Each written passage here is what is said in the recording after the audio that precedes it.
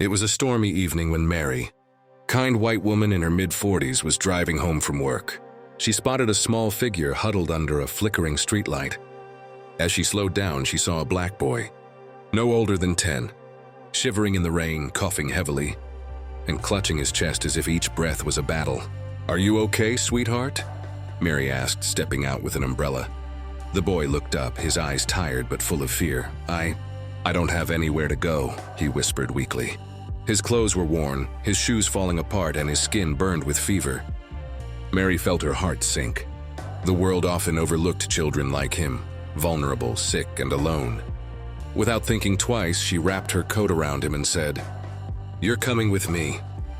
That night, she took him to the hospital. Doctors said he had pneumonia and needed immediate care. Mary stayed by his side, holding his hand as if he were her own child. Over the next weeks, she learned his name, Jamal. He had lost his parents and had no relatives to care for him. Mary made a decision that would change both their lives. She adopted Jamal, despite whispers from neighbors who questioned why a white woman would take in a black boy. Mary stood tall. She raised him with love, teaching him kindness, discipline, and courage. Still, Jamal never forgot those whispers. At school, some kids mocked him, saying he would never fit in or succeed. There were times when he came home crying, wondering if he truly belonged anywhere. Mary would cup his face and say, "You are my son, and you can be anything you set your heart on." Those words stayed with Jamal. He studied harder than anyone else, staying up late with books, dreaming of building something greater than his circumstances. He had a sharp mind for business, always curious about how things worked. Years passed, and Jamal grew into a determined young man. He went to college on scholarships, often working extra jobs to support himself.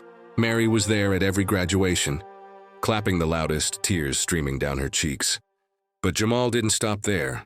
He launched a small tech startup, driven by his passion to create apps that could help underprivileged communities get access to education and healthcare. Investors ignored him at first, doubting his vision. Some dismissed him the moment they saw he was young and black, but Jamal refused to give up. One breakthrough changed everything. His app began spreading worldwide, attracting millions of users. Investors who once turned him away now begged for a chance to work with him. Within a decade, Jamal had built a billion-dollar company. But despite the fame and fortune, Jamal never forgot the woman who saved him on that rainy night. He kept his success quiet from Mary, planning something extraordinary. One day, Mary, now older with silver strands in her hair, was watering the small plants in her modest garden when she heard the sound of expensive cars pulling up. Confused, she stepped outside and saw Jamal in a sharp suit, surrounded by executives and news reporters. "Jamal, what's going on?" she asked, clutching her apron. He smiled, his eyes glistening. "Mom, I never told you how far things went. You gave me a home when no one else would. Today I want the world to know that everything I am is because of you." The reporters turned their cameras as Jamal announced he was a billionaire and was dedicating a foundation in Mary's honor to support orphans and sick children. He handed her a key to a beautiful new house, a symbol of gratitude for every sacrifice she had made. Mary broke into tears, her hands trembling as she hugged him tightly. "I didn't save you, Jamal. You saved me. You gave my life meaning." The crowd applauded as mother and son held each other. For Mary, the whispers of judgment from years ago faded away.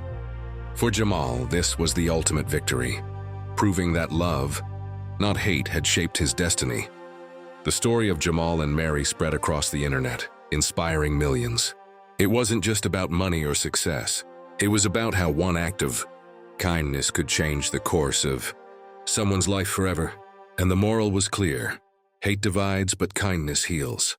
We are all equal as human beings, and sometimes the smallest act of compassion can lead to the greatest transformations.